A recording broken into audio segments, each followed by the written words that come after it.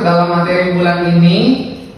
Bulan ini bahas tentang senses atau tentang panca indera. Kita buka sama-sama dalam Roma 6 ayat yang ke-13. Betapa dahsyatnya ciptaan Tuhan yang digambarkan melalui manusia. Nah, setiap panca indera yang kita miliki itu dapat kita gunakan dalam setiap kehidupan kita untuk kita beraktivitas sebagai manusia. Nah, kita itu sudah ditebus dengan Tuhan. Kita itu sudah ditebus dengan darah yang mahal.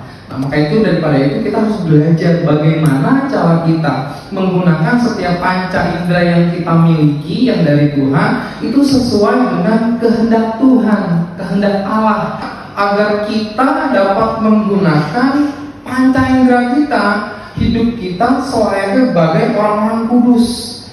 Dalam Filipi 4 ayat yang ke-8 sampai yang ke-9 kita mau melihat apa yang Tuhan berikan di dalam hidup kita untuk menjadi senjata kebenaran, Bapak Ibu. Ya, apa yang dimaksud dengan menjadi senjata kebenaran? Yang dimaksud ialah mempergunakan seluruh anggota tubuh kita, termasuk juga panca indera kita, untuk melakukan hal yang benar, hal yang kudus, sehingga orang lain terdorong untuk mengikuti teladan kita. Ya, berarti kata Tuhan, firman Tuhan, ketika kita mau terima Tuhan dalam kehidupan kita dituntut untuk hidup benar dan melakukan kebenaran. Ini yang harus kita lakukan. Hari ini ada 3 poin yang saya mau bawain, Bapak Ibu. Yang pertama adalah kenapa kita harus menyerahkan anggota tubuh kita untuk menjadi senjata kebenaran. Yang pertama, agar dosa tidak berkuasa lagi. Roma 6 ayat 11 sampai yang ke-12. Kita mau hidup kita memuliakan Tuhan.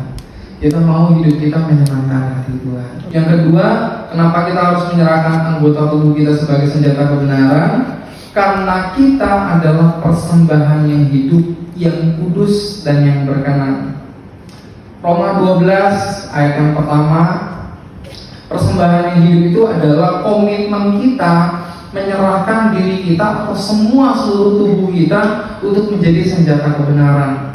Merenungkan hal-hal yang kudus, yang daripada firman Tuhan yang dapat membangun kehidupan kita. Berarti ketika kita sebagai orang-orang yang kudus, kita harus memisahkan diri daripada dosa-dosa yang ada di dunia. Ya, harus terpisah. Orang-orang anak-anak Tuhan yang menjadi pilihan Tuhan harus bisa memisahkan dirinya. Agar apa? Agar kita terus hidup di dalam sebuah kekudusan, menjauhi segala sesuatu yang tidak berkenan kepada Tuhan. Itu yang harus kita lakukan sebagai anak Tuhan. Ketika kita mempersembahkan tubuh kita untuk melakukan apa yang Tuhan mau, itu adalah ibadah yang sejati dan berkenan di hadapan Tuhan. Ingat Bapak Ibu bahwa tubuh kita ini adalah baik kudusnya Tuhan, ada Roh Kudus dalam kehidupan kita. Yang ketiga adalah agar kita semakin dipakai oleh Allah. 2 Timotius 2 ayat yang ke-21. Kita menjadi alat yang Dia pakai untuk apa? Untuk dipergunakan mencapai tujuannya Tuhan yang mulia. Kita dapat menjadi saluran berkat bagi banyak orang. Mata kita dipakai untuk melihat ciptaan Tuhan yang indah, baca firman Tuhan. Kaki kita dipakai untuk terus melangkah ke tempat-tempat yang baik. Setiap mulut kita bicara soal kebenaran, bukan lagi hal-hal yang tidak membangun, hal-hal yang dapat mungkin menyakiti hati orang dan sebagainya. Biarlah kita terus berbicara tentang Injil dan kebenaran firman Tuhan.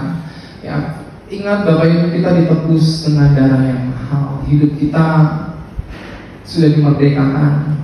Kalau kita hidup, biarlah kita boleh terus mengisi dalam hidup kita tuh hal-hal yang baik.